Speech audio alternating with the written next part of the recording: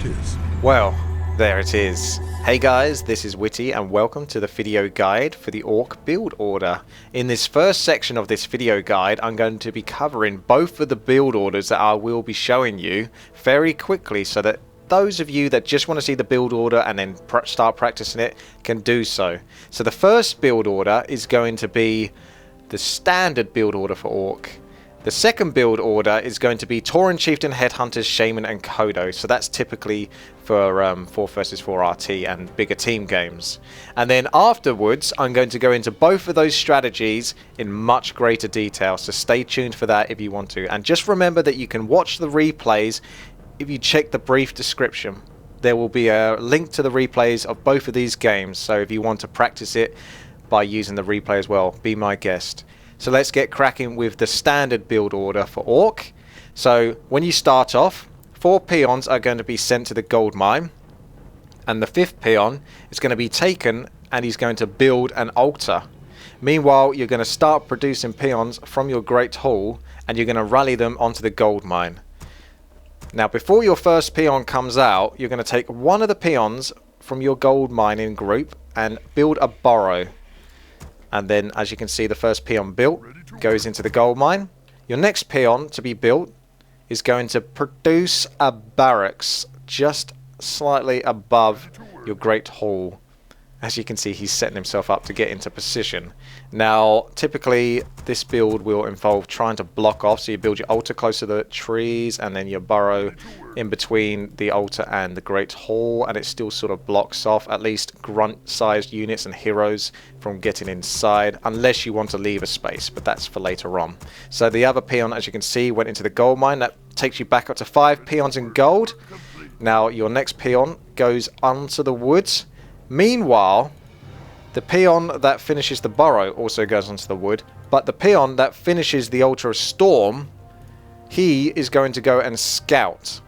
Now, depending on who your first is, say for example Night Elf, you'll want to scout towards where they're most likely to be. Most Night Elves build an Ancient of War and start creeping it, so you would want to, say for example, scout up this way and then maybe up to here, because this is your area. They're very unlikely to put an Ancient of War, so you're pretty much going to scout top. Human as well, you would scout top. I mean, this is based on this map, but generally you're going to start scouting after your Altar of Storms goes up, and you're going to scout for the Goblin Laboratory because they're most likely to creep it. So you're going to send off your peon to scout. Typically what I like to do is, as you can see, his rally points are here, here, here, and then up there, so it makes my enemies think that he is coming from the other direction. Meanwhile, peons are still being produced to go onto the wood. So you've got 16 out of 20 food. You're just waiting for 10 more wood, and then you're going to build a burrow, and you're going to build it behind your barracks. So you've got a burrow covering your peon line, and you've got a burrow covering your wood line. There you go. So now we're on 16 out of 20. Grunt is the first thing to be produced. Straight away, 200 gold gone there. And then afterwards, when one of these peons brings back some wood, this one, you're going to go out and build yourself a shop, closing off this space. So you've got your own little space in behind this base. But enemies can get inside of these with units, so just bear that in mind. Then you're going to produce one more peon, and he's going to go onto wood. That takes you up to 20 out of 20. Meanwhile, your Blademaster is going to go off. Now, again, depending on the situation, if you're against Night Elf, you might go and harass, but we're going to assume that you don't know who your opponent is, or your opponent is someone that you're not going to harass, so you're going to aim to creep to start with. So, we're going to watch this Blademaster. He's going to come all the way over here. Meanwhile, Grunt is going to basically follow the Blademaster. We can see that I have scouted my opponent, who is a human, and my peon who scouted is now going to return to base, because he's seen what he needed to see. Typically, if it was a real life human player and they were very good, they would be creeping this spot, so you'd probably go and harass. But again, I know this is computer and I'm treating this as a situation where I'm just soloing it basically and I'm creeping. So Blademaster's going to wind walk. He's going to come up to the Goblin Merchant and he's going to purchase himself a Circlet of Nobility while selling the Scroll of Town Portal. This sets him off to a good start. You do not need the Scroll of Town Portal if you are able to play at least to a decent standard. So you can see off he goes. Everything else is good. You've got Going to have 7 peons on the wood, 5 peons in the gold mine, Blademaster, and 1 grunt out and about. You can always use this grunt to come back over here. You can use him to scout at the start if you wish, but initially what you want to try to do is get that Circlet of Nobility and then start creeping. Pick off the Gnoll Wardens, for example, on this map. I can't tell you what the other maps might have because there's going to be quite a few for solo, but just using this map as a guidance, you want to go for some creeps that are going to drop some good items. So this Gnoll Overseer can also drop Circlet of Nobility, so he's one you want to pick up. So as you can see, continuously building grunts when possible up until 26 out of 30 food. So you're going to have 3 grunts rallied essentially, 2 grunts out and a 3rd grunt ready to be built. Meanwhile, you're going to pick off this creep, you're going to pick up the item, you're going to return back to base, you're going to start teching, and you can use your grunts to scout, which is essentially what I'm showing off here, is the grunt can go left, he can go up here. You may be trying to look for where your enemy is. You're going to return to shop, pick up a healing salve, start healing up the Blademaster, because he was doing the majority of the tanking. He has hero armor, he's going to take less damage overall for your team. And then he's going to go off and start creeping again. Now, typically on this map, the Gnoll Wardens are the best spots. So they don't drop items, but the Gnoll Overseer does. But you just pick off the Gnoll Wardens because they are a nuisance. Now, at 1900, it's very important that you try to pick up a boost of speed. So go to a Goblin Merchant and get a boost of speed if it is possible. Then your Blademaster is looking pretty damn good. So this Grunt is going to be used here to help out killing off the Wardens. But also got 2 grunts rallied here, so you're trying to maximize your damage.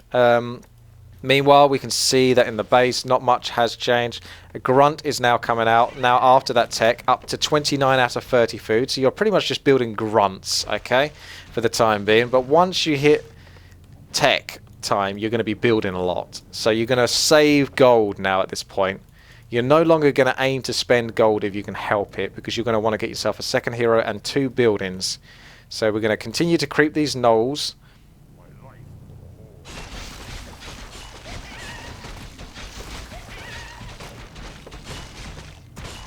And keep an eye on that tech. Now, something to bear in mind that the Blademaster has hit level 3, so he's going to go off and harass, because this is what you want to do. Once you get level 3, you can get level 2 Windwalk. This gives you a lot more time in invisibility, so you can really give your enemy a hard time. So using to scout, look out for potential fast expansions. Meanwhile, grunts are just going to go around creeping whatever is relatively easy to do so, because once your tech has gone, you're going to produce a 2nd hero, and I'll show that off in the second now. So 2nd hero is going to be Shadow Hunter as your standard build, and then Spirit Lodge and Bestiary. Very important to get all of that building straight away. So what's going to happen is these grunts are now going to rally back to base. Hopefully, on most maps, you should be able to rally them up with your 2nd hero and go creeping with the 2nd hero whilst the Blademaster is in the enemy base harassing. Just being a general nuisance, or harassing wherever they may be, creep jacking. You want to be on their case all the time. Now, build a war mill once you've built all of these things. So Shadow Hunter, Spirit Lodge, Bestiary, then work on a war mill. It's going to help you get a Kodo, and also get a Burrow when possible. So as you can see, Shadow Hunter is out. He's going to pick himself up a healing salve just so he can keep creeping up with his grunts. Meanwhile, Blademaster is just being a nuisance. Something funny happens in this, and this is only something the computer can do, and you'll see what I mean shortly. I will show that off when I get the moment. Now, as soon as your Bestiary goes off, a Raider is to be produced, and also a Spirit Walker. Once you've built your Raider, you're going to upgrade the Ensnare ability. So you get a Raider out, then Ensnare, and the same for Spirit Lodge. You get a Spirit Walker out, then Adept Training for Spirit Walkers. Okay. Also, get Berserker Strength from the Barracks. This will give your grunts an extra 100 health and 3 damage. But do so when it's convenient, once you've got everything else up and running. And you're also going to want to aim to get maybe armor upgrades, but not necessarily in too much of a rush at the moment. Now watch how quickly the enemy computer reacts here. It is beyond belief. And this caught me out, because all I'm trying to do is I'm trying to creep, as you can see, whilst trying to harass. And I was just showing this off, really. I don't have to be harassing this. That's half speed. That is physically impossible to react that fast. That's computer for you. I did not see that coming. It did certainly make me laugh, and that's why I kept this replay. I could have done it again, but I thought that was funny, so I thought I'd show that off. Now you can see Spirit Walker's being produced. Spirit Walker Adept training and Ensnare are being researched. So you're just creeping away, and that's pretty much it. At this point, you are free to do whatever you wish, okay? You can just creep, you can come and harass, attack expansions, do whatever you wish. But that is pretty much your build order, your standard build order. Now, depending on the race matchup and all of that, you can go into tier 3 and that. But I suggest that you stay tuned for the rest of the video if you want to find out more, because anything that I didn't talk about, such as various race combinations you may be faced against, you know, what type of units they may go, what you should be doing, should you take to tier 3 versus that race, that's something I'll cover a little bit later on. I just thought I'd quickly add this bit in because I forgot to do so. Simply, you're aiming to get 50 food and then maybe start upgrading. So you don't want to go over 50 food for a long time as Orc, because you sit on one base typically. And this is what your army will look like. It'll be your 3 to 4 Grunts from the start, and then they will be replaced by, say, Raiders, unless you need Grunts versus certain types. 2 Spirit Walkers, 2 Raiders at least, and a Kodo. So that's what you're looking at, just to show that off. That was the last bit. Thank you very much, and stay tuned. The next video coming up, well, the next part is going to be Tauren Chieftain, Headhunters, Shaman, and Kodo. Okay, moving on to the Tauren Chieftain, Headhunters, the Berserkers, Shaman and Kodo build. Let's get cracking, shall we? So your 5 peons are going to go into the gold mine, and then you're going to concentrate on producing peons from your Great Hall. The first peon to come out is going to produce a burrow, then afterwards you're going to produce an altar. Then the next peon to build will be building a war mill, and then after that you're going to have yourself a barracks. And then afterwards, all your peons that are being produced are going to go onto wood. And then you're going to get yourself a Tauren Chieftain as soon as possible. As soon as you've got 40 wood, build another burrow. And then you're going to get yourself a Voodoo Lounge after that burrow, whenever wood allows. And then you're going to get yourself a Headhunter. Remember, build that peon that goes up to 20 food after you've built your Headhunter, so you can get that Headhunter out straight away. So you're going to be 17 food, 17 out of 20 food when you build that Headhunter, and then you build the peon when you're at 19 out of 20. That's the last peon, so that will knock you up to 8 peons. You're going to need that wood, believe me. So you're going to go off and start creeping, and then everything that you need to build peon wise is done. You're only going to concentrate on building troll Headhunters, so they're going to keep coming out. And then as soon as you can tech, you're going to tech. Bear in mind, this is something I'm just going to show off quickly here. Is typically in a 4 versus 4 RT, you might be versus hackers or a harassing Blademaster. Remember to stomp before you kill the mob, so that way, if there is a Blademaster waiting to pick up the item or get the last hit, he's most likely going to get stomped himself, and then you can still pick up the item. So you're going to finish this creep off, and then we're going to go and pick ourselves up a healing salve from the Voodoo Lounge. We've teched 26 out of 30 food. More Headhunters to come. You're going to get yourself a burrow at 26.30. So you got 4 Headhunters, burrow, healing salve, depending on the map and the situation. And this is bearing in mind that you are not fast expanding, because this build is based off just powering through to tier 3 so that your Tauren Chieftain can get the 30% bonus experience to experience, essentially. Now, use your stomp here. Try not to use your stomps all on the first mob, that creep camp that you do, because it's quite useful, especially on this map, which is typically a 4 versus 4 map, which is Market Square. So he gets a very good item there, and he's going to carry on creeping. Kill any creeps first that cast poison abilities and such. So Headhunter's still coming out. 30 food. Your burrow should be finished in a moment, which means you can still keep getting Headhunters. So we're at 30 food at the moment. So that's 5 Headhunters. Now, I believe I start getting the steel ranged upgrades at 30 food, or just afterwards. Okay, so 30 to 32 food. Start getting that because you can afford it wood wise, and you're going to be concentrating on Headhunters quite heavily with this build. So still getting Headhunters, 32 food at the moment. Now on this map, this is how this works. I can't say for every map, but on this map this works nicely. Is creep these 2 camps. This also depends on your enemy not taking the creep camp as well. So just, you know, whatever happens, just change your build as necessary. Healing salve, once all those mobs are down, you're going to move down, creep off this war golem, and then move on to this nice little bandit lord, which can drop an incredibly good item. So you're basically building headhunters until 34 food, and you're going to want to make sure you've got burrows up until 40 food, and the steel ranged upgrade around the 30 food mark. Because the idea of this build, you're going to stop at 34 food. The reason for this is because I want to concentrate on teching up once again and building straight away. So I'm going to use headhunters, use the power of range to pull mobs back. So that maximizes the amount of damage you do in comparison to the amount of damage you take. As you can see, Tier 2 is finished and already Tier 3 has begun. Spirit Lodge is being produced. As soon as the gold allows, I'm going to get myself a bestiary as well with this peon over here. As you can see, I've just pulled this creep camp back. I'm moving that headhunter to the rest of my army. The Tauren Chieftain's healed up as much as he can do pretty much at this point with the healing salve, so he's now good and ready to tank. Let's get that bestiary going. There you go. As you can see, resources are a little tight, but that's why you get that little extra wood peon. Sometimes orcs like to stop at 7, but for this I like to use 8 just to make sure I've got enough wood to go all the way around, because I am just teching all the way through. She's just going to creep basically. Power up that Tauren Chieftain whenever possible, but of course in 4 vs 4 RT anything can happen. You might be required to defend a rush, you might be rushing yourself, who knows. But in this case, if you're just soloing and no one's giving you any pressure whatsoever, this is what you're trying to do. Now, I just missed that bit, but basically I used the Troll Headhunter to step into this creep camp. It's invisible at night time, but you step in, you get close, you aggro them, then you hit the Bandit Lord once. This activates his Divine Shield and puts it on cooldown. So I'm just taking the advantage at this point to try and pull back mobs and do damage whenever possible. So I'm trying to maximize the amount of efficiency I'm getting out of things. So as you can see, I'm not actually building any more headhunters just yet, because I think I want to go for a Kodo and a Shaman next, and that's going to take me up to 40 food.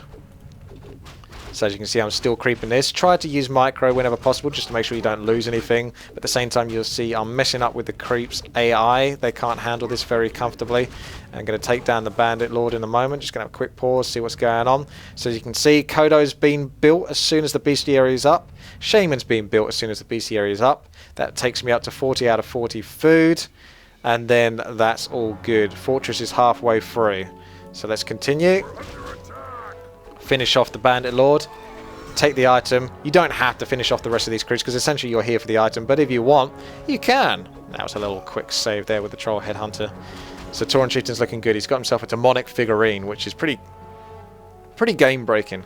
So you're going to get yourself a Burrow shortly after producing that Kodo and Shaman, and then you're going to get yourself any upgrades that are necessary, such as Troll Regeneration. If you're going to go heavy on Headhunters, you may as well get the Troll Headhunter upgrades. So we've got a Shaman. Now the Shaman's been built, you're going to get yourself Shaman Adept Training.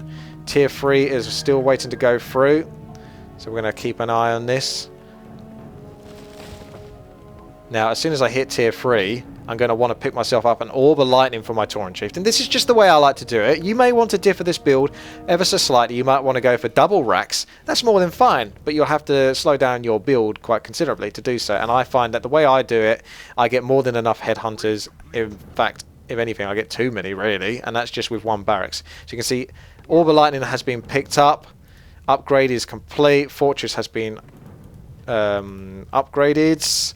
So Bestiary is going to get the Kodo War Drums damage. Depending on how you're doing for wood, you might want to leave this build War Drums for a bit later, but essentially I'm going to go off and creep any other hard camps at the moment, so this Dark Wizard will do nicely. It's going to give my Tauren Chieftain enough experience, probably to get up to level 5. That's the whole aim, is you're going to get a lot of experience at tier 3, so you want to try to get as much creeping or as many kills as possible, and creeping allows for a lot of it. As soon as wood allows, get the next Shaman upgrade, which will be the Master Shaman Training. So you don't have to wait that much longer, but like I say, if you really want to delay the Kodo War Drums, you can do. But I'm going to be getting the Shaman upgrade as soon as possible, pretty much, which should be almost any moment now, I assume. There it is. So once that's going through, you've basically got all of these upgrades. I also forgot to mention that, but that's another thing that you spend your wood on, is Troll Berserkers. So as soon as you got tier 3, start upgrading the Headhunters. So you've got the Berserker upgrade. That'll upgrade them into Berserkers, making them absolutely devastating if used in the right circumstances. Just bear in mind they take extra damage when they activate Berserk. And Ring of Protection +5 on top of the Ring of Protection +2 is pretty insane items. Very good all-round day for that Tauren Chieftain. He's now level 5. It's in his best interest at this point to go and harass enemy expansions or maybe take on an enemy because he's almost at 50 food. He's pretty strong, pretty good to go. And yes, you're only going to get experience past this point from enemy players. So as you can see, all the upgrades are gone through. I'm going to get myself a second Kodo. You don't have to, but I like to get a second Kodo just in case the first one dies. So I've always got these sort of aura, these upgrades for these Berserkers. And whenever possible, start upgrading the Berserker damage because it is pretty much about the Berserkers just being awesome in this game, in this matchup. And you can get whatever items. You might want to get an invulnerability potion for your Tauren Chieftain as well. So more Shaman. I pretty much stopped building Headhunters at this point. So let's count how many I've got. 3, 6, 9 I believe. 9 Headhunters, and you can always go, if someone's feeding you, you can go overboard, or you might want to look to get yourself a fast expansion, because another benefit of going for fast tier 3 is the fact that you can, once you've hit tier 3, and you can do it very quickly doing it this way, how I've shown you, and doing that creep pattern, is you can pick up the Greater Hall, Greater Town Hall, go off and creep a camp, and then take a fast expansion and take some of those peons off wood or produce a couple more depending on how you're doing food wise. But I'd like to stop on the Headhunters around about 9, mostly because I just want more Shaman in the group. That's the only slight problem I have with this. Otherwise it is pretty much flawless as far as I can say, as I'd like a few more Shaman, but they will come through as the game progresses, and you're going to get 5 Bloodlusts out of that one Shaman alone. So yeah, 2 Kodos is nice. You can sit at 1 and try to get as many Shaman as you can while sitting at 50 food for as long as you can. Either harass, try to get the Tauren Chieftain to level 6, or pretty much expand. The game is yours at this point. You've got pretty much every upgrade you could possibly need for this army type, and you are a force to be reckoned with. So that is the Tauren Chieftain, Headhunter to Berserkers, Shaman and Kodo build. And I'm sure a lot of you will want to try that one out. So, I will now go into a much greater detail, although I've honestly gone into quite a lot of detail in these quick builds, so I feel like I've covered quite a lot. So I probably won't need to go into quite so much detail, but I still will go into an in-depth guide for both of the builds that I have just shown you. And then that's pretty much going to be covering anything that I feel like I missed out, okay? Hey guys, welcome to the in-depth version of the standard Orc build order. So, in this, as you can see, you send 4 peons off into the gold mine, and your first peon is going to build an Altar of Storms. Now, some of this might be repeating the points from before, but that's because I'm pretty much going to mention everything that needs to be mentioned, and I'll be mentioning things that you didn't hear before. So you build an Orc Burrow before your first peon comes out, and that first peon is going to go into gold mine. This means that your hero Blademaster will come out straight away, but you might not be getting the Blademaster hero. This build is based around Blademaster, Shadow Hunter, Grunts, Raiders, and Spirit Walkers. However, depending on what race you're playing against and the style you wish to use, you can always differ this build ever so slightly to accompany your style of strategy. So Barracks is being produced, and then you're going to fill up your gold mine with 5 peons after your Barracks, and then your next peon after that is pretty much going to be rallying to wood, and all the peons after that from there on. So your Altar of Storms is about to finish. Now this Altar of Storms is going to build a Blademaster. But let's say, for example, you're against an Orc. Now, I've seen high-level replays where Orc versus Orc can, you know, it is Blademaster and Shadow Hunter. It is still this build. However, I've also seen an alternative build, which is very aggressive and can work quite often, is Farseer first. So if you go Farseer first in an Orc versus Orc, for example, obviously you'll be building a Farseer instead of a Blademaster, and you can go and harass your enemy, because that's pretty much what you're going to want to do. You might want to creep at the start, but that's very rare. Farseer is best for harassing right at the start of the game. This is also very useful versus humans. So let's say, for example, you're against Orc and Human. Typically, you're going to be going Farseer. If you're against Undeads, typically you're going to be going Blademaster. And if you're against Night Elf, more often than not Blademaster, but I have seen the odd occasion where people do go Farseer first. Now let's look at the second heroes. Actually, maybe I'll cover the second heroes when I get round to building the second hero. So I'll try to keep things relevant for as they seem at this point in time. So your peon that builds the altar is going to go off and scout. Now his pathway, as you can see, if I can get him one more time, maybe I'll get a pause on him as soon as I select him again. As soon as I see those rally points go up, I'm kind of keeping an eye on that. But I'm still building peons. They're going onto the woods. Now, as soon as I get enough wood for, say, I don't know, 40 foods worth, I'm going to build a burrow. That's right. Now, this is also something I wanted to mention, is depending on who you're against, again, this is all circumstantial. You might want to block off your base a little bit more, or you might want it to be a little bit more open. So maybe you want your burrow more protected. So for example, versus Undead and Night Elf, this burrow would probably be built here first, because Undead and Night Elf, Fiends and Talons are very good at coming into your base, like early-ish to mid-game onwards, and picking off orc burrows. Very good at that. So bear in mind that your opponent, what race they are, and this should probably change ever so slightly how you're going to build, or at least your burrow placement. So your burrows might be here instead, but I like to put it this far out just because I can, okay? So the peon is still scouting. Grunt is the first thing to build because it's 200 gold, goes whack straight onto that barracks. And then shortly after that, I'm going to be getting myself a Voodoo Lounge. And then after the Voodoo Lounge is built, I shall be producing one more peon from my Great Hall. So this is going to take me up to 3, 4, 5, 6 peons there. And then I'm going to have to get a couple more, because you want 8 peons, 7 peons rather, scouting 7 peons. So as you can see, I've done my scout with my peon. What he normally does is he goes here, and he goes here, and then here. So that means that my enemy don't think, or there's a good chance they won't think I came straight from below. They'll think I actually came from the left-hand side. But of course, this is all up to you. You can just straight up scout if you wish. But keep scouting for your enemy until you find them, and once you do find them, then creep or harass accordingly. So let's continue. Blademaster's going off. Grunt comes out. He's happy. It's not long until the burrow gets finished, and as soon as it does get finished, burrow allows the next grunt. Blademaster meanwhile has gone off to the goblin merchant. He's sold his town portal scroll, and he's going to pick up a circlet of nobility and start creeping. But like I say, if your first is human, and I am, but it's a typical real life human player, my Blademaster would actually be coming from here straight to here, because human players always creep this if they're basically any good whatsoever. There's very this is based on this map as well, but bear this in mind. On certain maps it might not be useful to harass straight away, to rent a stand, it takes a long time to get there, so you probably want to start off creeping.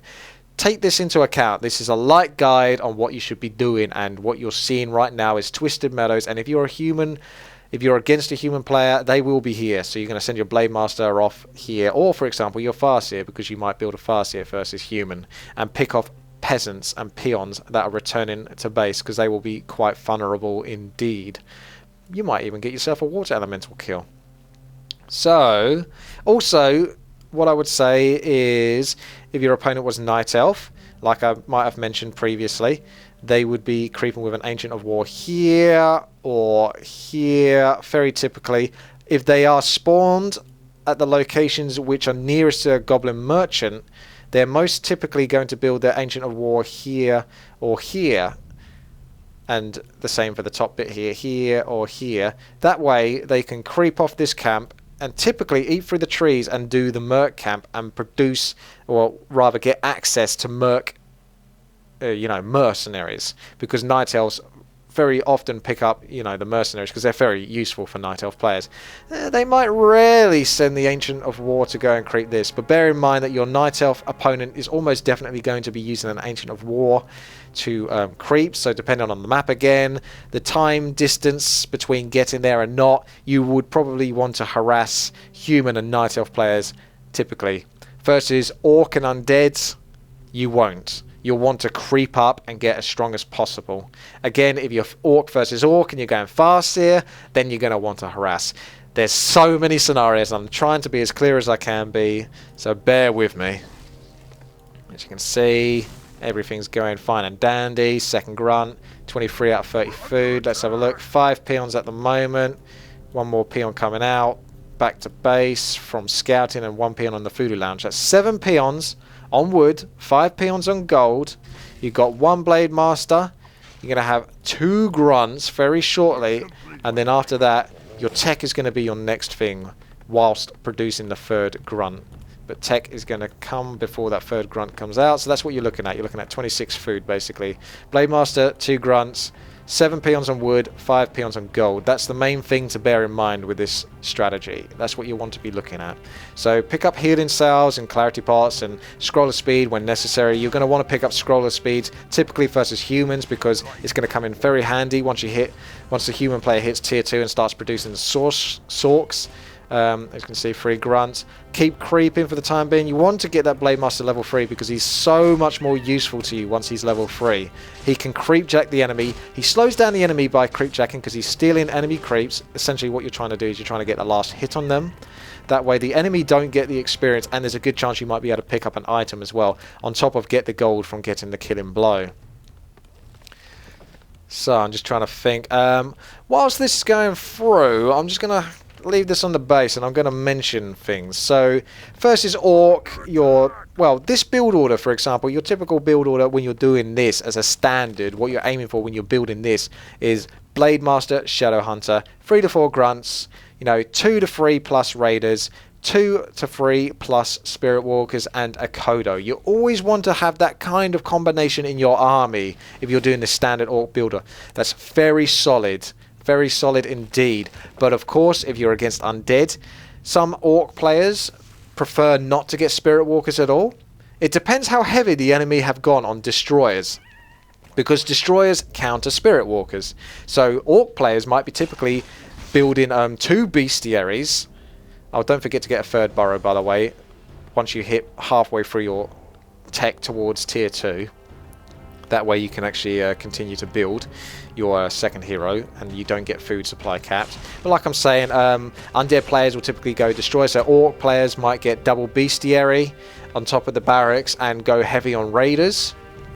But I do suggest that you get used to doing this build order and use it versus all races, because it's going to help you improve as a player, and when you get a lot better and you're a lot more confident, then maybe you might want to mix it up and change your strategy from time to time. But focus on trying to do this build order, which is what I'm trying to focus on here, but I'm also trying to give you ideas on what you might be able to do elsewise. Again, if you're against undead, if you're doing this build order, maybe it changes the amount of spirit walkers you get. So typically I like to get 2 to 3. However, if I'm versus an undead player, I might just get the 1, and I'll use that 1 for disenchant versus skeletons, curse, and frost armor. But typically I'll probably only need 1 at a time. Now again, against undead or certain other races, maybe orc, you might want to get 2 kodos, because devour is very strong versus free food units such as fiends and grunts. Look at that human stealing my creep camp. This is also something you can bear in mind that you can do should you feel confident enough to do it, is steal enemy creep camps. But typically what you would be doing with this Blademaster is actually looking where the enemy is creeping and harassing them. But this time I decided to annoy him in his base. Really, the choice is up to you. So as you can see, 2nd hero's coming out. He's going to group up with the rest of your grunts, which are basically going to be creeping anything they can, which is possible for them to do so without taking too much damage whilst your Blademaster harasses. You've also got the Spirit Lodge, the Bestiary going as soon as you hit tier 2. And you've got a war mill coming up after that, and then very shortly after that's been built, you're going to build your next burrow, which is going to take you up to 50 food. Your Shadow Hunter is going to pick up a healing salve, and he's going to go off looking to creep anywhere that is most convenient, and probably going to drop the best items, whilst your Blademaster is still harassing and being annoying. So remember, Bestiary builds Raider first, Spirit Lodge builds Spirit Walker first, and then you're going to get yourself Adept training for the Spirit Walker once that Spirit Walker is finished. And again, for the Raider, you're going to research Ensnare as soon as he's finished. Ready to ride. So you're going to get yourself Berserker Berserker Strength, I believe. I can't remember the exact term for it, but it's the upgrade for Orc Grunts at tier 2, which increases their health by a 100 and increases their damage by 3. If you watched the first part of this video, you'd understand what just happened there. I think it's unusual that you managed to get to this point and not see the first bit, but I did cover that. Basically, the computer has absolute cheat reactions and essentially storm bolted me the split second Windwalk was finished, or I came out of Windwalk, which is just utterly impossible to do, and it was so funny I just decided to keep it. But as you can see, all units are being rallied to the Shadow Hunter using a bit of the old Spirit Link. Try to spread it amongst as many units as possible, particularly ones that are getting focused if you wish to do so. But apparently I just wanted to do it on my Shadow Hunter for lols. Blademaster, no, you won't be rebuilding your Blademaster because you won't lose him. Now you're going to continue building Spirit Walkers and Raiders and a Coda. You're going to get yourself up to 50 food. You can also start getting upgrades because, as you can see, wood starts to get a little bit crazy at this point. I don't have that much need for wood unless I'm going for an expansion, but typically I won't be worried about an expansion until I've got control over my opponent. Berserker Strength finally coming through. Probably should have upgraded that a little bit earlier, so if you can upgrade that earlier, then please do so, because it's very important that you get that upgrade. And basically you get your upgrades for your Grunts, your Raiders and your Spirit Walkers at the tier 2 point ASAP. Use Healing Salve wisely and keep harassing with the Blademaster, which he typically would be doing. He wouldn't be dead at this point. And Shadow Hunter can go and creep off. He can maybe take an expansion. He can go harass the enemy as well as the Blademaster. Or the Blademaster might want to go solo or pick up some items whilst you're attacking with your other army. Choice is really yours at this point. So armor upgrades, and like I say, Kodo comes out. So at this point, this is what you're looking at. You're looking at 3 to 4 Grunts, 2+ Raiders, or 2+ Spirit Walkers, and 1+ Kodo. Obviously, depending on your food situation. This is enough for 50 food, but if you're missing 2 Grunts, you might want to replace them with Spirit Walkers.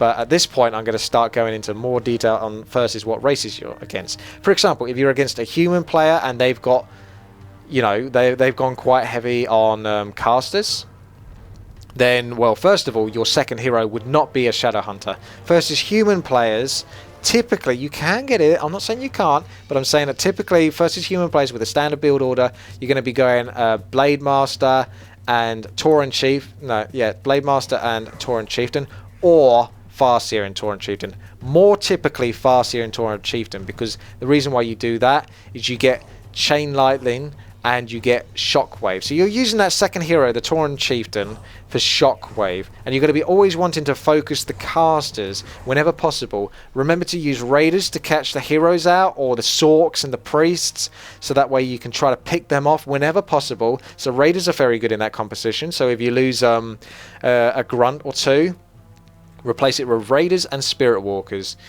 If you do lose Grunts. However, the only time where you would want to probably continue to build Grunts or keep a decent chunk of Grunts is if your opponent actually has a lot of spell breakers.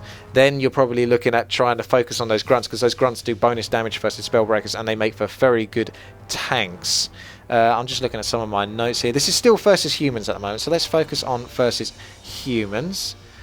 So, Spirit Link at first with your Spirit Walkers, and then you use them for Disenchant later. Disenchant is going to be useful versus slow Water Elementals, and I can't actually read what I said there. Yeah, you can just basically Spirit Link when needed, but don't get too crazy. Remember that once Spell Breakers come out, they'll start stealing Spirit Link and buffs, basically. So you're probably going to want to be using your Spirit Walkers for Disenchant only, unless Spirit Link is absolutely necessary. Another thing to upgrade, once you hit this point in the game where you're like sitting at about 50 food, you're quite likely to attack at this point, or at least try to force the opponent back to their base, is Pillage. Pillage is going to be very useful. It works for your Grunts, it works for your Raiders. You're going to get some bonus gold when attacking enemy buildings, and Orcs are very good at base trading, so bear that in mind. Another upgrade, let's have a look. Again, armor upgrades are always useful as Orc, because you're just a beefy build. You're going to stay tier 2 versus human. Again, unless it's necessary to move to tier 3 for whatever reason, you've got pretty much everything you need at tier 2. However, Orb of Lightning can be useful versus water elementals because it has a purge effect, and when the purge effect goes off, it does something like 225 damage to summoned units. So let's have a look here. Scroller speed. Buy that basically whenever you can, because that is very, very useful. Always have one or two of those. Scroller healing, again, items such as that. Invulnerability pot is always good for your Blademaster. This goes for versus any races. Typically versus undead, but anyway, I'll get onto them at one point. Aim for, let's see, CL plus Spirit Walker on casters always. I'm not sure what I meant by CL there. Let's move on. Oh yes, this is a rarity, but you might want to consider Demolishers versus humans, because they're very good versus the casters. Typically, if you're being tower rushed, which you've got to expect sometimes, be brave. Humans can sometimes tower rush you at tier 2, but then again, I'll get onto the strategy that you do at tier 2, which involves the Farseer and Firelord in a moment. But if you do need to go to tier 3 and you're going for Demolishers, consider the Burning Oil upgrade, which is very, very good. I think that's about it for that. The other thing I was going to mention is if you do want to change this build up, like I say, you could go double bestiary, so you don't go Spirit Lodge versus undead, but you're typically going to want a Spirit Lodge versus human. You can start off with a Farseer. Typically, Orc players will go Farseer, Tauren Chieftain. However, they might actually go for something more bizarre, which is Farseer and Firelord. Now, if you're doing that, it's very wise to get a War Mill pretty much up and running by the time you hit tier 2 and concentrate on getting wood, because it's quite typical that players that do this, if you see an Orc player that's going for Farseer first hero and he's got like 4 to 5 grunts and not much else at base apart from a War Mill, there's a very good chance he's going to be basically rushing you as soon as he hits tier 2. He's going to send peons off to tower your base, and they're going to meet up basically with the middle where the tavern is. He's going to pick up his... So he's going to have Farseer, Firelord, 4 to 5 grunts, and he's going to come to your base and start towering you with the peons. And that's very, very effective. Okay, let's take some water. Oh, this is going to kill my voice by the end of the day.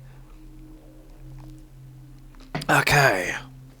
I've got another build to do after this as well. Alrighty, first is Orc. Again, you're typically going for like 3 to 4 grunts, 3 or so raiders, spirit walkers, codos. You're not really changing your build too much there, but of course that could change. But typically this standard build order holds up versus Orc. But you can either do Blademaster and Shadow Hunter, but you are very vulnerable to tier 2 rushes from Farseer and Firelord, which you might see quite often in Orc versus Orc. Alright, consider Dust of Appearance versus Orc, you know, if they've got a Blademaster, because sometimes you can catch them out, maybe get a kill, but at the very least you can catch them out and hit them whilst they're in invisibility and they've got a healing salve that really annoys the hell out of them. If being harassed at start, return to base. If you're being harassed at the start versus a Farseer as an Orc player and you've got a Blademaster, you're pretty much going to want to deal with that, because a Farseer is much more effective at harassing an Orc base than a Blademaster is. But it depends on your situation, what you're creeping, what you're doing. Versus Farseer and Firelord, you might want to focus heavy on Spirit Lodge and Spirit Walkers. So, for example, you might want to reduce the amount of raiders you're building or reduce the amount of grunts and go very heavy on Spirit Walkers, because that disenchant is going to really pay off later on. Also be prepared to build Demolishers, because again, like I say, Orc, sometimes they tower rush at tier 2. So that's a big nuisance. Yeah, you can alternate your build here, by the way. I did neglect to mention that, but these are all things that Peon mentioned. You don't always have to go Barracks first. If you wanted to have a Voodoo Lounge out, ready up and running for your Blademaster or whatever hero you're going at the start, you can delay your Barracks. So you would be going Altar, Burrow, and then basically getting a Voodoo Lounge and then your Barracks afterwards. Or you might be playing it even more risky, and this is what Orc versus Orc players on slightly larger maps tend to do. And these are the ones that go Farseer Fire Lord is they will pretty much go altar burrow, 7 peons to wood, and then tech. So they've only got an altar and a burrow in their base pretty much. And then afterwards they'll get like Voodoo Lounge and racks, and then War Mill. So that's the typical build order. If you were doing Orc versus Orc, Farseer, Fire Lord, that's your build order. Altar, burrow, 7 peons to wood, tech, you're harassing meanwhile. You want to burrow again, you want a Voodoo Lounge, you want a racks, you want to start producing grunts and get a War Mill, so that all that is up and running by the time you hit tier 2, and then you get your Fire Lord and you go and rush. Let's see. Oh yes, you might want to consider a couple of headhunters every now and then, you know, depending. Sometimes you see it in Orc versus Orc, but not always. It depends what you're up against, what you're facing versus more. If you're up against a lot of Spirit Walkers, Headhunters would be quite good. They're just kind of versatile at reaching the Spirit Walkers at the back. Don't forget to get Scrolls, I've already mentioned that. Yes, that's pretty much Orc for Orc. So let's have a look at versus Undead. Now, Undead are nasty pieces of work. You're typically going to want to be going a Blademaster and Tauren Chieftain. That's going to be your standard. You're going to want 2+ Kodos. You might get a Spirit Walker. I've already mentioned this before. You might decide not to get any Spirit Walkers at all, because if the enemy, Undead, gets a lot of Destroyers, your Spirit Walkers aren't going to be that useful. But again, still somewhat useful to have them for the Disenchant ability to get rid of enemy debuffs, or, you know, buffs on their own units. So it's not too bad to always have at least a Spirit Walker. It's not the end of the world. Sometimes you don't go Spirit Walkers, okay? Some people just don't do it. You might see that. It's up to you. You're going to want to be getting Headhunters to Berserkers. You don't typically use the Berserker ability though. You're pretty much getting it just so that your Headhunters have more health, and it's a bit harder for the Undead to pick them off. But that's the tricky thing. This is why it's a hard matchup sometimes. Sometimes it's an imbalanced matchup versus Undead. It really depends on the skill level. It can go either way, and I've seen it go either way very easily and quickly. So if the Lich gets too carried away, he can pick off Headhunters very easily, which is why I say you get the Berserker upgrades, give him a bit more health. If you've got an expansion, then you're probably going to want to invest in bats. This is, of course, if they're going heavy on Destroyers as well. So that's if you can actually support all your normal units. And yeah, like I say, when you start to lose grunts, if your first is Undead, you're probably typically going to replace them with Headhunters, but you're still going to be getting Raiders and Kodos. And then, like I say, Spirit Walkers is optional. So you probably still maybe want a Grunt or two, depending on your mix-up, how you want to tank, what you want them for, because they might have a lot of Fiends at the same time, so Grunts are still useful versus Fiends. But Headhunters are a good unit choice to have to join your army, because they can hit the Destroyers. You're going to want to get tier 3 versus Undead for Orb of Lightning. You want to stick that on your Blademaster, and you're going to want to hit the Destroyers whenever possible. So let's have a look at your focus. Okay, so your focus units here, when you've got like a decent sized army, you're probably going to be focusing Destroyers first, or statues, whichever is most convenient and most likely to die without wasting your time completely. But you're pretty much going to want to stick your Blademaster on Destroyers. The only exception is if he can be used to pick off Fiends that are vulnerable, or heroes that are going to die. But otherwise, don't waste your time too much on heroes. Do it to annoy them, do it to threaten them, do it to make them panic, but do not do it just for the sake of it, because they will not die a lot of the time. Undead heroes are very good at surviving because of Death Coil and just invulnerability pots and just the way they work, and they do a lot of damage. If you're focusing their heroes, they do a lot of damage whilst you're focusing their heroes, so bear that in mind. It's best to go for units, so Destroyers and Statues and then Fiends typically. I say level 3 Blademaster is going to be harassing a hell of a lot. Creepjack your enemy opponent as much as possible, or whoever they are, but especially if they're undead, because you do not want powerful undead heroes. They are very nasty to deal with. Your undead enemy is almost always going to be going Death Knight and Lich, and then maybe a Dark Ranger as a third hero. Sometimes Dreadlord. It doesn't matter too much. Typically they'll go just double hero, but if they do get a third hero, in fact, sometimes versus Orc, they might get a Pit Lord for Howl of Terror, because that's also useful, because Undead might also go for Curse, Banshees. This is why a Spirit Walker can be useful, because they're going to curse your army. It's going to give your army 33% less damage, potentially, because it's 33% miss chance that you're missing. You're not doing as much damage as you should be. And Howl of Terror basically adds to that, because it reduces the amount of damage that you already do. So, yeah, bear in mind that the Pit Lord is also a nasty piece of work. A third hero. One of the few times where a Pit Lord can actually be a big threat. If Destroyers are not really a threat, then, like I say, you go for stats and heroes and statues. By that I mean, and heroes and fiends. Let's see. So you're pretty much looking at your build order is pretty much like Grunts, Raiders, Kodos, then Headhunters to Berserkers and Orb of Lightning. If you look at it that way, that's a simplified way to look at it. Oh yes, I already mentioned this, but if you're against Undead and Night Elf, consider having your burrows at the back, maybe slightly more spread out, maybe really far back, just so they're out of the way, so there's less chance to be harassed. Now first is Undead. This is one of the rare times where you might be wanting to consider getting the Burrow upgrade. So that's the tier 3 upgrade, I believe, from your War Mill. And I can't remember, Reinforced Defenses, I think it's called. And this basically gives them fortified armor instead of heavy armor, which means that they won't pretty much get insta-gibbed by destroyers, which are very, very effective versus Orc. You can also consider Sappers. So you can get Sappers from the Goblin Laboratory versus Undead. These are very useful, actually, because they will one-shot a Ziggurat. Ziggurat has 550 health. I believe a Sapper does do 550 damage. So if you have an Undead and he has a Ziggurat here, if you're able to get a Sapper like here next to the mine, or maybe the Necropolis, you can hit it in between two of the Ziggurats. You can take down 2 Ziggurats and do damage to the main base. All the while you might be harassing that main base. You might be doing a base trade.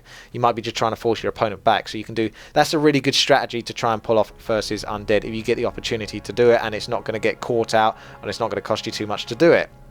That's pretty much everything I have to say against Undead. Just make sure you're really careful because they're very strong. Basically, Potion of Invulnerability is very useful. Almost always get that. And consider Scroll of Speed as well for your Shadow Hunter, because he's probably going to get focused quite often. Bear in mind that whatever the Lich is focusing with, Orb of Corruption, is going to do a lot of damage. So try to pull that unit back, or hero, if you notice yourself getting hit by that. I really don't think there's much else to say on that matchup. Just be careful. It should go your way. It's typically imbalanced for Orc versus Undead, but like I say, if the Undead is really good, they can give you one hell of a hard time. Versus Night Elf. Blademaster and Tauren Chieftain is going to be your basic build here, okay?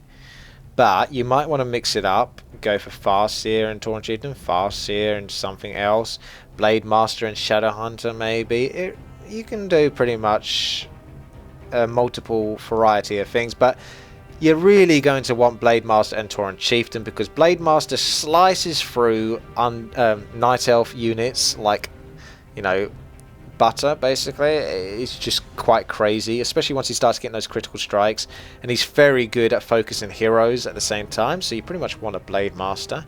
And the Tauren Chieftain is just a good all-round beefy tank, provides an aura for your army, and he also throws down Shockwave whenever possible on annoying talons. Now this is one thing I will mention back on the Undead, is I forgot to mention this, is the Tauren Chieftain. I did mention it, but I didn't quite get to the point. Get War Stomp. So you're going to want to try to get as many units, many fiends, hit as many fiends as you can. Preferably what your scenario is going to be is, say for example you've got a Death Knight here and you've got a fiend here that's on 200 health. You want to War Stomp the Death Knight before he throws down a coil on the fiend and then pick off the fiend. So your War Stomp is used as a huge interrupt. It's very powerful, very good for Orc, and allows the Blademaster to get away with doing lots of damage. So versus Night Elf though, you're typically going Shockwave, because you really want to try to do whatever damage you can do to the Talons, because a good Night Elf player will almost always go mass Druid of the Talon versus Orc, because it's pretty crazy, and I'm sure you must have seen some replays or videos of it, and if you haven't, then check it out. It's very funny to watch and quite scary. But yes, that's something you want to consider, is the Tauren Chieftain as your second hero for Shockwave. You're probably going to be wanting to focus the enemy hero composition is almost always going to be Demon Hunter, Beastmaster, and Goblin Tinker. If you are an Orc player, which you will be, because this is an Orc guide, and they are playing against you as a Night Elf player, they're playing against your Orc, they are going to go Demon Hunter, Beastmaster, and Goblin Tinker. So the Beastmaster is typically going to have the Scroll of Teleport and the Staff of Preservation. And he's going to be trying to save the Demon Hunter whenever possible. Go for the Demon Hunter if it hinders your opponent greatly and it doesn't damage you too much in doing so, or if you can actually kill him. Otherwise, don't worry about him too much. There's not too much you can do about him. Just go for him when he's too vulnerable and he's going to take a lot of damage. But otherwise, you're going to be wanting to focus the Beastmaster or the Goblin Tinker. Preferably, probably the Beastmaster if he's out and open, which he will often be because he's a melee hero. Try to pick off the Talons whenever possible. Again, they're pretty simple. They just tech up to tier 3 pretty much and go for mass Talons. So there's not too much to worry about unit-wise. You know what you're dealing with. You're going to be going for, you know, your standard build, Grunts, Raiders, Kodos, Spirit Walkers, pretty much the Orc standard. And you probably want to focus a bit more on Spirit Walkers because you're going to need them very heavily versus Talons for Disenchant versus the Cyclone and just general spam of Fairy Fire. Now you are going to be using them for Spirit Link as well. It's going to be very useful because, for example, Talons versus Grunts can do bonus damage, so they might be able to really focus down on your Grunts quite heavily. So if you use Spirit Link, you're going to share some of that damage, distribute it. Just bear in mind that if your opponent has cycloned a bunch of your units and you've already cast Spirit Link on those units, when you use Disenchant to cancel the Cyclone effect, you're probably going to, and I'm pretty sure you do, lose the Spirit Link ability. So if you do use Disenchant on your units, don't forget to Spirit Link again afterwards. Orb of Lightning would be useful, so you might want to consider that versus Night Elf. It's pretty damn good, but you want to use Ensnare as much as possible to try to pick off units. You might want to consider Headhunters as a replacement to Grunts. I don't often see it that much, but they're, you know, they probably can be picked off by enemy heroes quite easily, which is why you probably don't see it. But technically, they're not too bad versus Talons because they take less damage from Talons and they do bonus damage to Talons. So you might want to consider them. Otherwise, your Night Elf enemy is going to be pretty damn typical. He's always going to be go Demon Hunter, Beastmaster, Goblin Tinker, and Mass Talons. So just consider all of those things are mentioned. And that is pretty much it for the standard build order. As Orc, you can obviously alter this build slightly. Your heroes, Farseer, Firelord, or Farseer, Tauren Chieftain, or Blademaster, Tauren Chieftain, depending on what race you're against. But typically, you're going to want to aim for Grunts, Raiders, Kodos, and Spirit Walkers. Almost always versus all matchups. It just depends on what you're against, and that will change what you're going to build. The variety and the amount, the volume of what you're going to build. Okay, I think that's it. I know this has been quite long, but I really want to, if I'm going to do this, I'm going to do this properly. So I hope you appreciate it. And there's still another bit to go, so I'm going to go into more detail, but it's not that necessary really, because the 4 versus 4 RT is a lot more, it's less linear. 1 versus 1 is more linear, so I'm more able to give you sort of scenarios and strategies that you can face against so that you're more prepared as a player. However, 4 versus 4 RT, pretty much anything can happen in it, so, you know, that guide isn't going to be too bad. But anyway, I'm going to move on to that one next. It's pretty much just going to be going on what I like about that strategy and what you want to be focusing on doing. So if you're interested in seeing the Tauren Chieftain, Headhunters, and Shaman and Kodo and Berserkers, then stay tuned for the next part. Hello and welcome to the in-depth guide for the Tauren Chieftain, Headhunter to Berserkers, Shaman and Kodo build. So this is typically used for 4 versus 4 RT, however you can always use it for solo, but that's your risk, to be honest. It's not always going to pay off to you very well in solo. However, you might be able to get away with it, but typically you're going to be wanting to use this in team games that are fairly large. Consider 3 versus 3, 4 versus 4, perhaps even free for all, you know. but I like this most for 4 versus 4 RT. If you want to go for rank 1, this is a very strong strategy to do so. So as you can see, your 5 peons are going on to gold mine. Your first peon built from the Great Hall is going to the burrow. Your second peon, altar. Your third peon, war mill. Your fourth peon, barracks. Now, depending on what map you are and all of that, you might want to build your base slightly different. You might want to block it off a bit more. You might want to make it more open. Depends how suicidal you're feeling. But anyway, peons are going to be rallying onto wood past these points once these buildings are made. And then you're going to be wanting to continue to build peons. Get yourself a Tauren Chieftain as soon as possible. And then you're going to get yourself a burrow as soon as you hit 40 wood. That's going to be very important. The next building to get built is going to be a Shadow Lounge. Remember, you're 17 out of 20 food at the moment. You're not producing a peon. As tempting as it might be right now to get one, do not. It doesn't hurt you too much, but generally, if you're doing this exactly how I like to do this, then you will not be getting that peon. Not just yet. As you can see, ready to get the headhunter as soon as the barracks is finished, and then maybe you might want to get yourself a peon. So this is all going down. Tauren Chieftain is going to get ready to go off and creep, and with this build basically you're going to have a headhunter out as soon as your Tauren Chieftain comes out. Now it's always handy to have the headhunter come out just before the Tauren Chieftain, which is why I like to get it and slow down the peon build ever so slightly, because typically on most 4 versus 4 maps some creep camps might be like melee or something like that, and you might want to pull them back. So if you get the headhunter out, if I wanted to pull this back, he could have already started pulling these. He was like, hit him now, Tauren Chieftain comes up and he starts to join the party. So you can always pull the creeps towards your Tauren Chieftain, but these ones you're going to want to move your Tauren Chieftain in and let him tank first. So he's going to move in, just be a nuisance.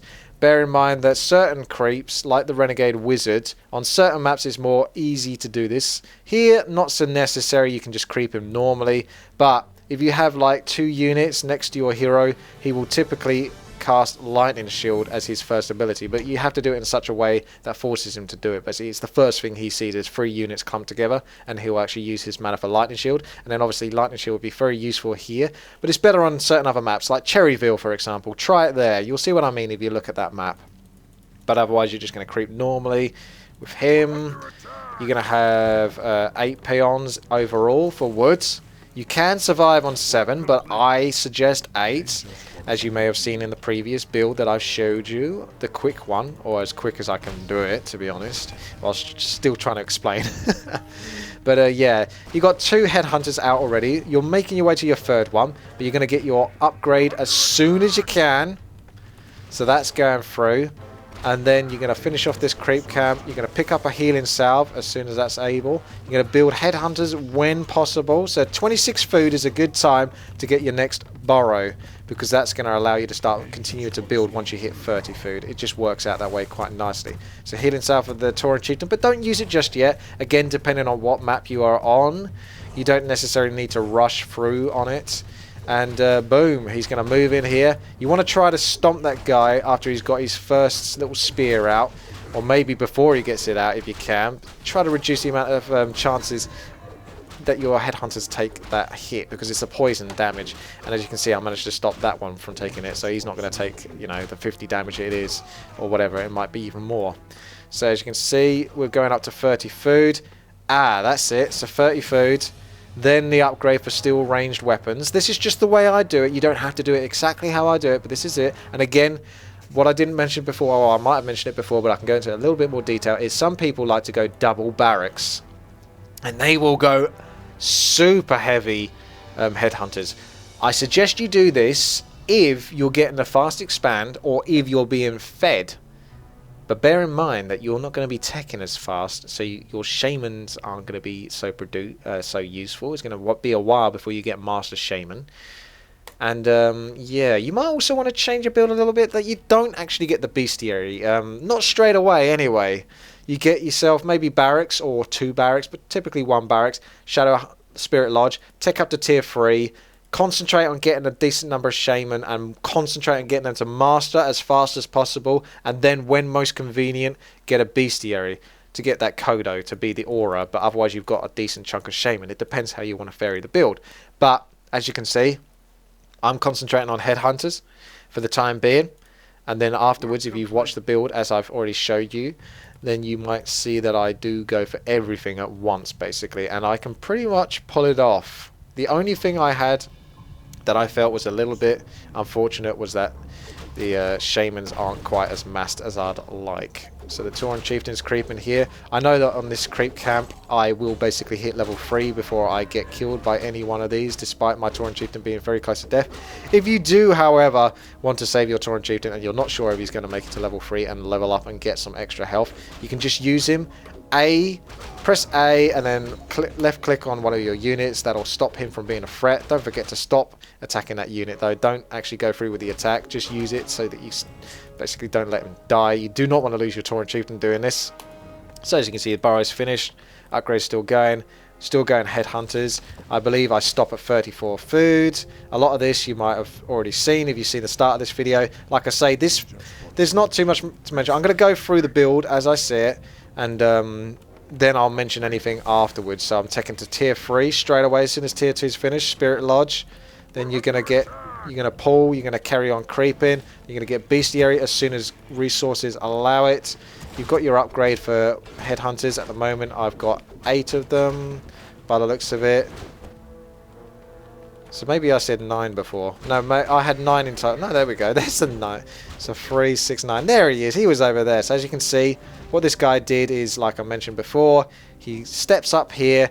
He gets close enough that he pulls them. He gets their attention and he runs back immediately. But whilst he's running back, he throws one spear at the Bandit Lord, using that Divine Shield up, and then pulling them back into the majority of my army whilst I'm finishing off this creep camp. So I can always be using my headhunters, always doing damage. Maximum efficiency basically is what I'm going for here. Now what you can do is, if you really want to, is just super focus down that Bandit Lord, maybe pull him back a little bit more, get a stomp, get a surround, but it's very tricky if you do decide to surround, because you're going to take a lot of damage, because all of these units do bonus damage to your headhunters, so it's probably best just to sort of pull them back and do damage over time and then just creep the whole thing. So we can see that Spirit Lodge is done. That means Shaman in a moment. Shaman. Bestiary's done. Kodo. That's all good. Tier 3's going ahead. Finishing off this creep camp, taking off the items. Managed to save all my headhunters. I say 4 versus 4 RT is an unpredictable beast, so you might be rushing your enemy, you might be attacking, but you're always going to be wanting to aim for this type of unit composition. So you're still going to want yourself basically 9 headhunters there. You're going to want a Kodo and a Shaman. So that's going to be a very nice little combination alongside a Tauren Chieftain, who's getting ever so powerful indeed. Burrow at the back or wherever is most convenient for you, because once you hit tier 3 you're going to want to start producing more units. In fact, you probably could have got that Burrow a little bit earlier looking at it, but anyway, that's just on hindsight. The main thing is that I'm going to be getting the upgrades, so it's not really that necessary. I can't build any more Shaman, and they're what I want, and I think I stuck to 1 Kodo at the moment, but I could go for a 2nd Kodo, but I wanted to get the upgrade first. So really, if you get the Burrow upgrade, then you're only really going to be producing potentially Headhunters or Kodos more. So you're going to get yourself 1 more Headhunter, and then pretty much that's pretty much it, really.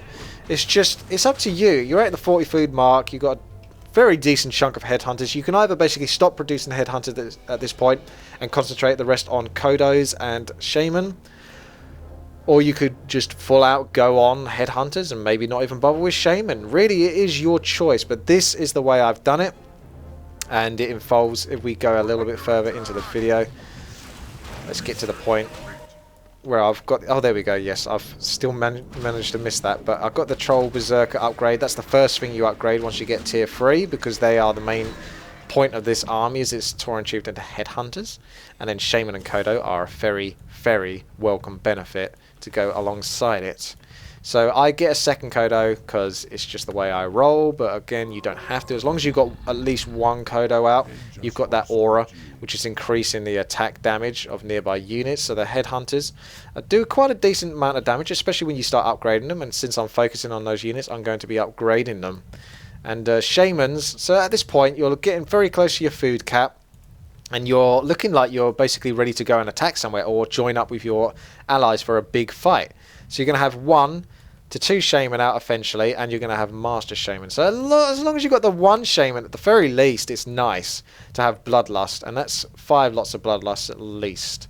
And a Bloodlust and a Tauren Chieftain, maybe a Lightning Shield on him is going to be very nice. Don't forget the Orb of Lightning as well, and also consider Potion of Healing or Scrolls of Healing are very good for Berserkers. You know, Scroll of Protection potentially as well, but you're not expecting to take damage with them, which is why you pretty much get the Berserker upgrade, because you're also going to use it. Because when you use Berserker upgrade, you do 50% more damage, but you also take, I think, about 50% more damage, so bear that in mind. Your Berserkers are at the back. They're glass cannons. They're doing damage. You're not too worried about them taking damage, and if you are, then Scroll of Healing is going to be much more useful than Scroll of Protection, because you're pretty much going to want to micro in such a way that all of your units take a distributed amount of damage, so that way when you do use the Scroll of Healing, all of these headhunters are going to go up a decent chunk of health. So basically, once they're at about 200 health, if you've got a decent chunk of Berserkers that are sitting around 200 health, you're probably going to want to use a Scroll of Healing. You're going to whack them up to almost full health again. So a very useful item. Or if you're concentrating on the Tauren Chieftain, Potion of Invulnerability. So that's your items really there. And like I say, at this point, don't forget that tier 3, if the wood comes in a bit more, or you get a couple more peons, maybe if you're going for an expansion at this point and you want to go for a tier 3 expansion, which, you know, you're able to get this army, and then very shortly afterwards you can take an expansion, and it will be still very useful because it will allow you to go into the 50+ food cap by producing more headhunters and shaman. So I'm also getting the upgrades. Get the ranged upgrades whenever possible, when convenient, if it doesn't hurt.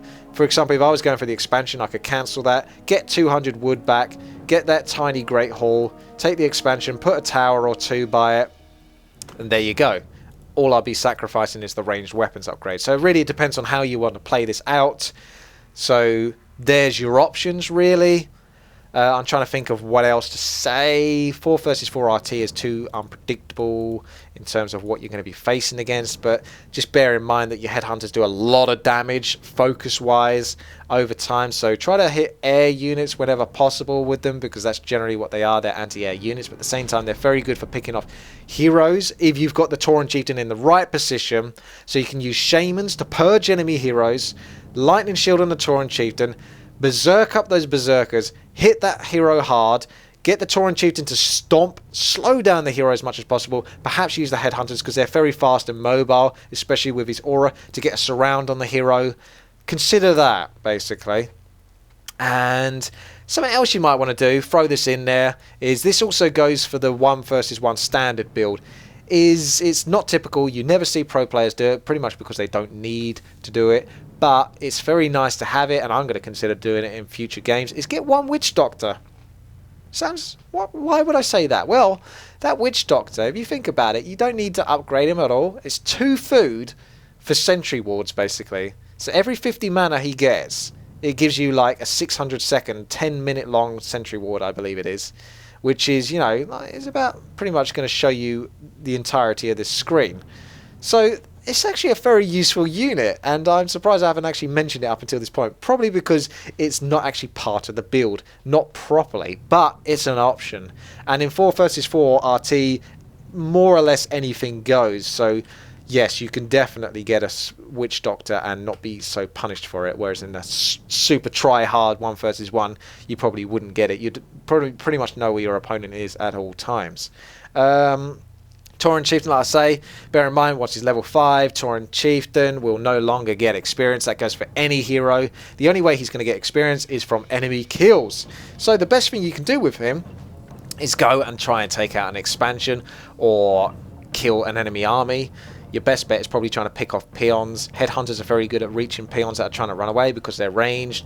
Shaman are very good for your army when you're trying to harass enemy bases or expansions, because like I said, you can stick Lightning Shield on your Tauren Chieftain and he can go and sit inside of, say for example, the Peon line, with lightning shield and do a monumental amount of damage, or a bunch of peons chopping wood. Imagine a Tauren chieftain sitting here, lightning shield on him, cast war stomp, all of these peons just sitting there soaking that up. He's got orb of lightning as well to pick off units.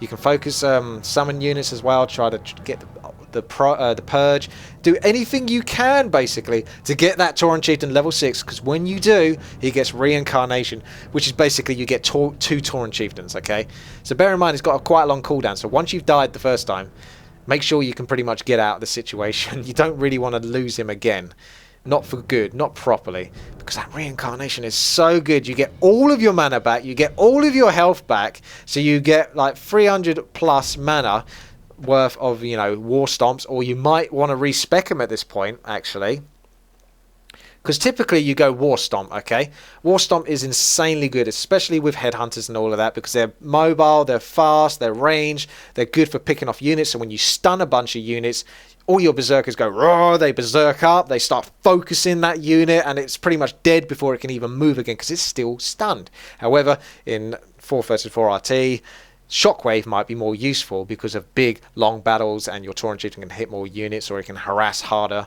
on bases, on expansions. So the world is your oyster.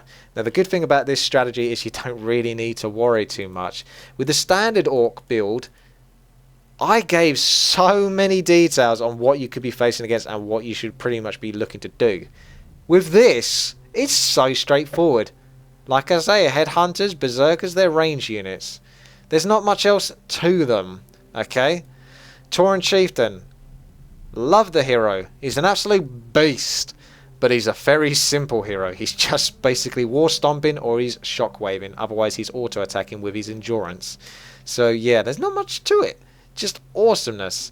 Probably the most complicated thing is like the Kodos and the Shaman, and they're not that complicated. You just use the Kodo to devour a unit. Even then in 4 versus 4 RT you might not want to do that, because you don't want to give your opponents the ability to see your units, because when you do devour a unit, bear in mind that that unit is stuck inside the Kodo's stomach until it's devoured, and whilst it's in there, it gives your enemy vision. And I might not mention that for the standard build order, but I'll mention it now, is use the Kodo beasts whenever possible to devour units. Very useful in 1 versus 1.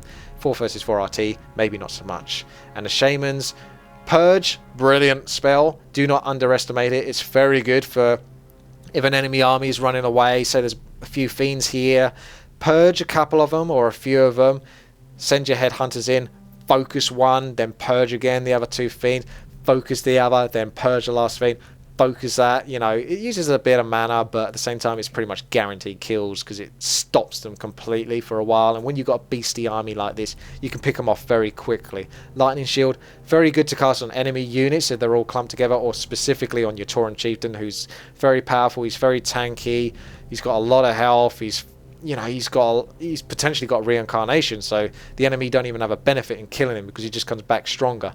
So it's real big nuisance to have lightning shield on your Tauren chieftain, and bloodlust all around for all of your units. It's just going to do insane damage. So concentrate on getting as much damage upgrades as you can as possible. Glass cannons, remember that. So 3-0 ideally, eventually for headhunters. Long term, you might want to maybe encourage some bats into your army. Typically not needed if you are doing this build, because this is your specific build. It is about the headhunters, but yeah, bats are always good in 4 versus 4 RT because the enemy love to get air. Berserkers are good against air, but at the same time they're not absolutely solid anti-air units. Bats are, so consider that. Lots and lots of shaman until the enemy start providing a lot of anti-caster materials such as fairy dragons or destroyers or spell breakers. Then you might want to slow down this shaman. You can maybe get the odd spirit walker and distribute the amount of damage, but your Tauren chieftain is so much of a tank, it really doesn't matter too much with him taking all of the damage. But if you really want to give him even more longevity, you can always put spirit link on him. And no, the Spirit Walker's master ability does not work on the Tauren chieftain, in case you're curious, which is the reincarnate ability. And yeah, Kodos are always good, always welcome. Yeah, you could always throw in some Wyverns because they benefit from the ranged upgrades, but apart from that, that's the build.